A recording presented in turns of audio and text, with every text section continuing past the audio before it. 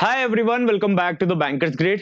सो guys, financial awareness का एक study plan, क्योंकि आरआरबी स्केल 2 स्केल 3 एग्जाम में आप सभी को पता है दैट फाइनेंशियल अवेयरनेस इतना डेप्थ में आता है। One of the toughest exams. अगर हम फाइनेंशियल अवेयरनेस बैंकिंग नॉलेज की बात करें तो आरआरबी की एग्जाम में आप लोगों के बहुत ट्रिकी क्वेश्चन पूछे जाते हैं। ट्रिकी का मतलब यहाँ पर है कि कुछ भी डेटा सर्टेन नहीं होता, बट स्टिल हम लोग भी डेटा को स्टडी कर रहे हैं ईयर बाय ईयर, तो समझ में आता है दैट पैटर्न पहले कैसे आरबीआई सर्कुलर्स के ऊपर चल रहा था, फिर लेटर ऑन शिफ्ट हुआ करंट न्यूज के ऊपर, बैंकिंग एप्लीकेशंस के ऊपर शिफ्ट हुआ था, फिर पेनल्टीज के ऊपर शिफ्ट हुआ। अभी और चेंजेस होते जा रहे हैं, तो हम लोगों को एक स्टडी प्लान डेफिनेटली बनाना पड़ेगा सो दैट कि अगर 2025 एग्जाम को हम क्रैक करना चाहते हैं तो obviously we need to learn from very right now. अभी से हमको प्रिपरेशन स्टार्ट करना पड़ेगा। गाइस, सेशन स्टार्ट करें उससे पहले जिसने कंप्लीट बैच में एनरोल करना है, कंप्लीट प्रिपरेशन करना है for RRB scale 2 scale 3 all subjects covered, live classes, recorded e books, e PDF, test series and interview preparation भी इंक्लूडेड है। इंटरव्यू प्रिपरेशन में भी बहुत हेल्प होता है जब हम किसी प्रोडक्ट के बारे में प्रोफाइल करते हैं प्रॉपर्ली अपने बारे में, तो बहुत डेफिनेटली हेल्प मिलता है। So complete package is available at 2499 only under the current offer as a launching offer. ठीक है, फर्दर ये प्राइस इंक्रीज होगा। इट इज जस्ट बिकॉज कि आप लोग टाइम पर एनरोल करके प्रिपरेशन स्टार्ट करें, दैट इज वाई ओनली आप लोगों के लिए स्टार्टिंग में ऑफर प्राइस कम रखा जाता है। ऑलराइट, सो आप लोगों का कैलेंडर बहुत जल्दी आउट होगा। प्रिपरेशन अभी से करेंगे तो बेटर रहेगा, नहीं करेंगे तो ऑब्वियसली एटलीस्ट समझे हम लोग की प्रिपरेशन एंड मोमेंट पर कहां पर हमको स्ट्रक करता है। एंड मोमेंट पर हम लोग जब पढ़ेंगे तो हो सकता है कि जो हमने पढ़ा वो याद भी ना रहे। ठीक है, सो सेशन को स्टार्ट करेंगे मॉड्यूल में आप लोगों का सिलेबस भी आप लोग समझते जाना। तो अगर हम बात करें, सबसे पहले आप लोगों को सभी को पता है दैट आरबीआई सर्कुलर्स का वेटेज बहुत ज्यादा था।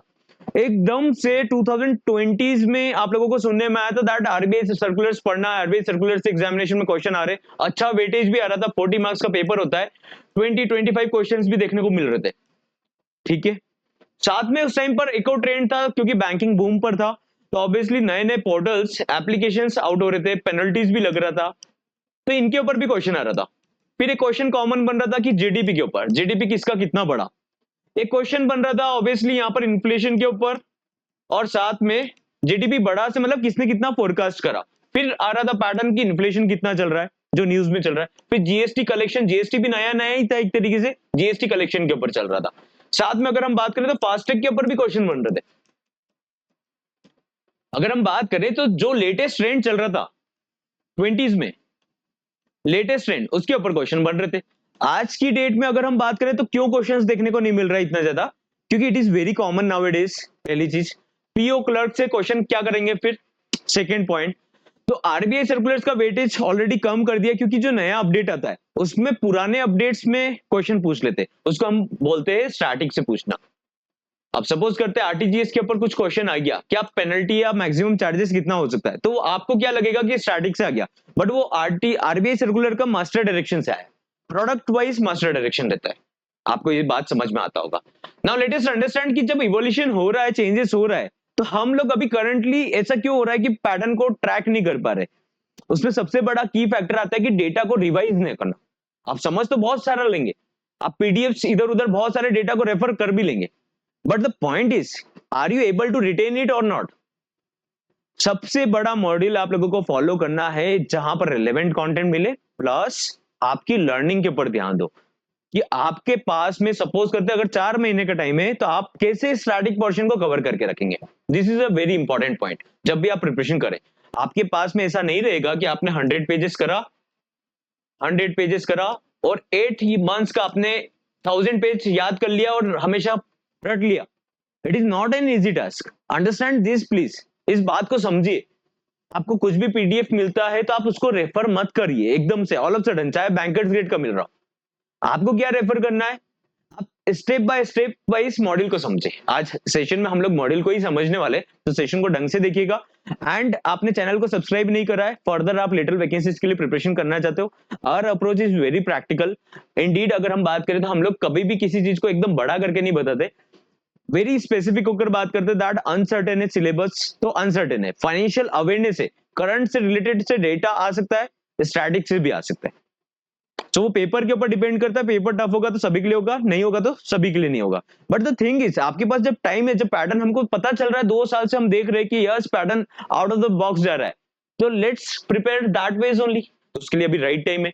तो ध्यान दीजिए, करंट फाइनेंशियल न्यूज आता है ना अगर एग्जाम में, तो आप लोग अभी से नहीं करना है। जनवरी का न्यूज नहीं पूछेगा वो आपसे, फेब का न्यूज नहीं पूछेगा, मार्च का नहीं पूछेगा।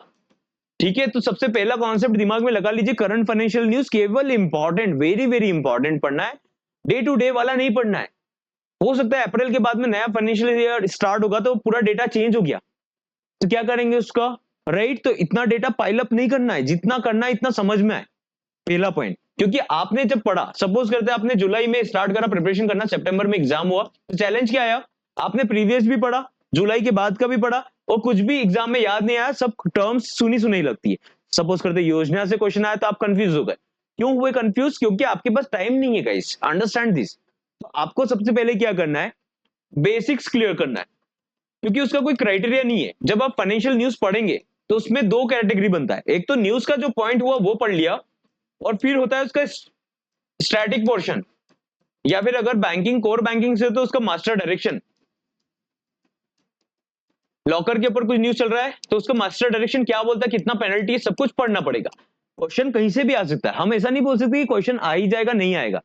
दैट्स हमको एक पोर्शन कवर करना पड़ता है, दैट इज उसका स्टैटिक, और करंट न्यूज में चल रहा था वो। अब उसके लिए समझने में, जैसे आपने न्यूज पढ़ा तो जरूरी है कि आप उस प्रोडक्ट को समझ जाएंगे पूरा, नहीं समझ सकते, राइट।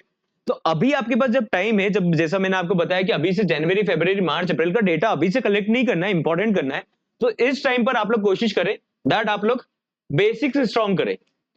बेसिक स्ट्रॉन्ग करने में सबसे ज्यादा मैं कुछ पॉइंट्स बता रहा हूं जो आप लोगों को कवर करना है। पीआईबी नोटिफिकेशन आपकी एग्जाम में बहुत इंपॉर्टेंट होता है, यहाँ पर गवर्नमेंट के डेटा जो अपडेट होता है, जो चेंजेस हुआ वो यहाँ पर अपडेट होता है नोटिफिकेशन में। तो गवर्नमेंट स्कीम्स इतनी सारी ऑपरेट हो रही है, मंथ बाय मंथ नया डेटा आता है। तो कब समझ में आएगा वो डेटा, जब आपको पूरी स्कीम पता है, याद है, उसके बाद का नेक्स्ट स्टेप है वो उसको पढ़ने का। अब सपोज करते जनधन अकाउंट में इतने लाख अकाउंट ओपन हो गए, तो ये डेटा कब काम का है, जब आपको जनधन अकाउंट याद है कि क्या होता है, ठीक है, कब लॉन्च हुआ था, सब कुछ इन आउट पता है। एग्जाम्पल बात कर रहे हैं, तो ऐसा गवर्नमेंट स्कीम अगर हम देखेंगे तो 40 स्कीम्स है अप्रोक्स, जो आपकी एग्जाम के लिए बहुत इंपॉर्टेंट है। पूरा इस बार का पेपर गवर्नमेंट स्कीम्स के ऊपर आया था, स्टैटिक वे में। करंट चेंजेस हुए, ठीक है, आ गया, एनपीएस के बारे में आ गया था, यूपीएस के बारे में आ गया था, लेकिन उससे रिलेटेड स्टैटिक पोर्शन आता है। तो आपने न्यूज में देखा कि एक लाइन पढ़ लिया तो वो आपके काम का नहीं है, आपको उससे रिलेटेड स्टैटिक अभी से बेस बनाना पड़ेगा।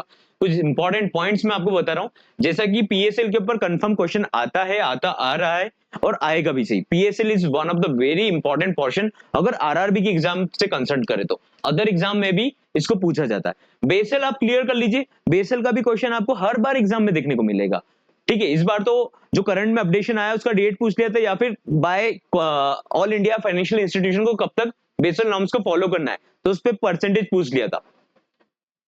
एनपीए रिकवरी के ऊपर क्वेश्चन आता है, क्लासिफिकेशन के ऊपर, प्रोविजनिंग जो अगर अपडेट हुआ तो उसके ऊपर क्वेश्चन आ जाता है, सरफेसी एक्ट के ऊपर, डीआरटी के ऊपर, डीआरएटी के ऊपर, कंज्यूमर प्रोटेक्शन एक्ट के ऊपर, सिमिलरली और लोक अदालत, इन सब के ऊपर क्वेश्चन बन जाता है। इंसॉल्वेंसी के ऊपर उसमें कुछ अमेंडमेंट्स आए तो उसके ऊपर क्वेश्चन बनता ही बनता है। बैंकिंग ऑम्बुड्समैन, डेफ, डीआईसीजीसी, कौन सा बैंक या फिर कौन सा category of financial institution DICGC में कवर्ड नहीं है, तो डिटेल में आता है। जस्ट 5 लाख बता दिया उससे काम नहीं चलेगा, तो आपको डिटेल में पढ़ना पड़ेगा, ठीक है। Other banking products, NRI, NRO, सभी सर्टिफिकेट ऑफ डिपॉजिट, सारे प्रोडक्ट्स के बारे में आपको समझना पड़ेगा। लेटर ऑफ क्रेडिट क्या काम करता है, कैसे काम करेगा, चेक्स के बारे में थोड़ा बहुत समझ लिया। हाउएवर आपकी इसमें प्रिंसिपल एंड प्रैक्टिसेस का पोर्शन ज्यादा नहीं पूछा जा रहा है। एफडीआई के ऊपर क्वेश्चन आ गया, तो आपको अभी करंट का डेटा नहीं आया तो फिर पुराना डेटा तो पहले देखना पड़ेगा ना, एफडीआई काम कैसे कर रहा है, उसका स्टडी तो पहले से करना पड़ेगा, राइट। तो अभी मैं आपको बताने वाला हूँ एक रोड मैप के आपको कैसे प्रिपरेशन करना है। यहाँ पर ध्यान दीजिएगा, रिपोर्ट भी आपकी एग्जाम में बहुत इंपॉर्टेंट है। नाबार्ड सर्कुलर्स ही हम लोगों ने करवाना स्टार्ट कराया था आप लोगों का, तो नाबार्ड सर्कुलर्स बहुत इंपॉर्टेंट होता है। नाबार्ड के जो भी सर्कुलर्स आते हैं, नोटिफिकेशन आते हैं, बहुत इंपॉर्टेंट होते हैं। इंक्लूड करें तो आरबीआई सर्कुलर में भी आपका एक डाउट होता है कि कितने साल का करें, कितने महीने का करें। तो ध्यान दीजिए, अगर सर्कुलर आज आ रहा है, यूपीआई के ऊपर आया है, या फिर अगर हम बात करें, सपोज करें यूपीआई लाइट के ऊपर सर्कुलर आया है, तो उससे रिलेटेड स्टैटिक पोर्शन भी आ सकता है, प्रीवियस लिमिट क्या था, कब लॉन्च हुआ, क्या हुआ, तो आपको सब पता होना चाहिए। कितनी पार्टीज इन्वॉल्व रहती है, पार्टिसिपेंट कितने इन्वॉल्व है, सब पता होना चाहिए। करंट फाइनेंशियल न्यूज इतना इजी नहीं होता, अंडरस्टैंड द पैटर्न। आप जहां पर भी मॉडल को फॉलो करते हैं, ध्यान दीजिए कि आप एज एन ह्यूमन कैसे लर्न करेंगे, आप ऑर्गेनाइज कैसे करेंगे उस डेटा को। आपने आज न्यूज देख लिया तो क्या हो गया, आपको याद हो गया क्या, उससे रिलेटेड स्टैटिक याद हो गया क्या, कितने कोई स्टैटिक बनाते रहेंगे, तो अभी का एजेंडा आप लोगों को जो फॉलो करना है that is Jan Feb March तक आप लोग स्टैटिक पर ध्यान देंगे तो ज्यादा बेटर रहेगा। इसमें गवर्नमेंट स्कीम को भी इंक्लूड कीजिए, गवर्नमेंट स्कीम्स को इन आउट पढ़ लीजिए, थॉरली पढ़ लीजिए, बहुत काम आएगा। पीएसएल, बेसल के बारे में अगर हम बात करें, अदर गवर्नमेंट स्कीम्स हो गया, पीआईबी के छोटे मोटे नोटिफिकेशन करे जा सकते हैं, बट अभी मार्च फाइनेंशियल ईयर चेंज होगा, अप्रैल ऑनवर्ड्स बहुत चेंजेस होंगे। आरबीआई सर्कुलर जरूर कर सकते हैं, 1-1.5 साल का मास्टर डायरेक्शन पे काम कर सकते हैं। तो बैच के अंदर अभी हमने स्टार्ट करने वाले बैच में आप लोग को एनरोल करने के लिए व्हाट्सएप करना है, जिस टाइम पर भी इस वीडियो को देख रहे हो। आपका शॉर्ट नोटिस बहुत जल्दी आउट हो जाएगा, वैकेंसी अच्छा आने के चांसेस भी है, लेट्स सी, वो तो फाइनल नोटिफिकेशन में पता चलेगा। एंड बैच के अंदर में हम जनवरी में स्टार्ट कर देंगे, दैट इज पूरा हमारा static portion, government schemes and circulars के बारे में समझना स्टार्ट कर देंगे। रिपोर्ट्स बहुत इंपॉर्टेंट होता है, तो रिपोर्ट्स कब समझ में आएगा, उसके की क्राइटेरिया पहले से समझ लो। आरबीआई एनुअल रिपोर्ट किसके बारे में बात कर रहा है, नाबार्ड एनुअल रिपोर्ट मैंने बहुत बार हाईलाइट करा था, उससे भी क्वेश्चन देखने को मिला था, रिमेंबर करना मुश्किल हो रहा था, reason behind that is data कैसे याद करोगे, एंड मोमेंट पर यही प्रॉब्लम होगा, दैट्स व्हाई अप्रैल के बाद का डेटा याद करना है, लेकिन समझने का पोर्शन पहले से कर लेना।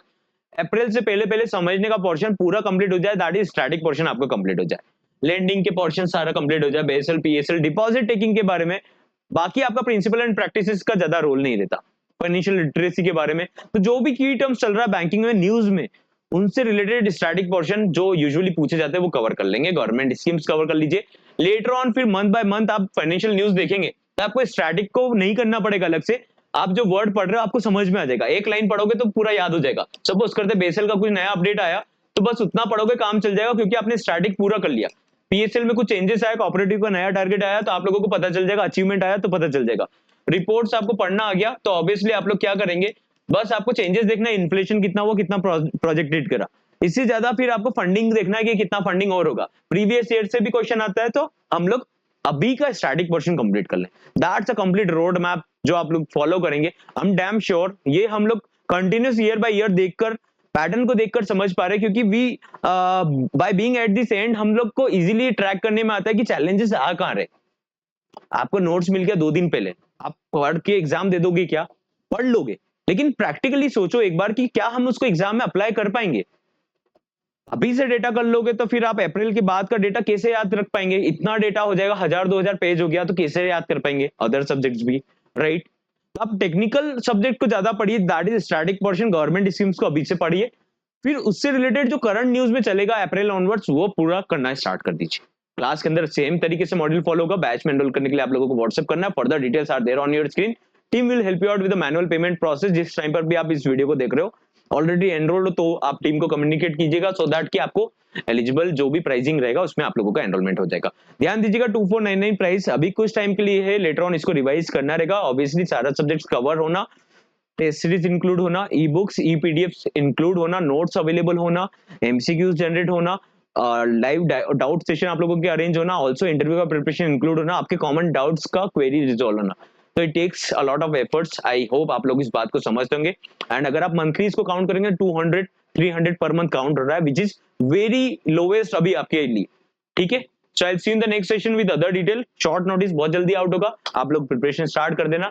Also an update for you, अगर आप एलिजिबल हो bank of Baroda, SBI, CBO, other opportunities के लिए भी एलिजिबल हो आपकी स्ट्रीम के अकॉर्डिंग, तो आप लोग उसका प्रिपरेशन करा करो, जो भी फॉर्म आते हैं फिलअप कर दो, do not wait for just one examination की आरआरबी लोकेशन की वजह से बैठ रहे हो तो भी अदर अपॉर्चुनिटीज के लिए अप्लाई कर दो, that is a suggestion from my side, because option available हो जाएंगे तो हम लोगों के लिए बेटर ऑप्शन सामने रहेगा, अपॉर्चुनिटी रहेगा तो हम चूज कर पाएंगे। अगर रादर हम ऐसे बैठे रहेंगे सोचेंगे कि अब ये अपॉर्चुनिटी ही है हमारे लिए, तो बाकी अपॉर्चुनिटीज के डोर आप क्लोज करते जाएंगे, तो वो मत कीजिएगा, अपने आप को अपॉर्चुनिटीज के लिए ओपन कीजिए। इन बिटवीन अप्रैल के टाइम पर जेआईबी सीआईबी भी होगा, उसका भी बैच लॉन्च होगा, उसमें भी प्रिपेयर करके अपने डॉक्यूमेंटेशन आई मीन सर्टिफिकेशन को स्ट्रॉन्ग कर लो, जब तक इंटरव्यू में उसका श्योरली हेल्प मिलेगा, प्रमोशन में हेल्प मिलेगा, इंक्रीमेंट में हेल्प मिलेगा। So that is the suggestion from my side, I hope आप लोग पूरा इस चीजों को फॉलो करेंगे and it will surely help you, it will surely give you the result. Alright, मिलते हैं नेक्स्ट सेशन में।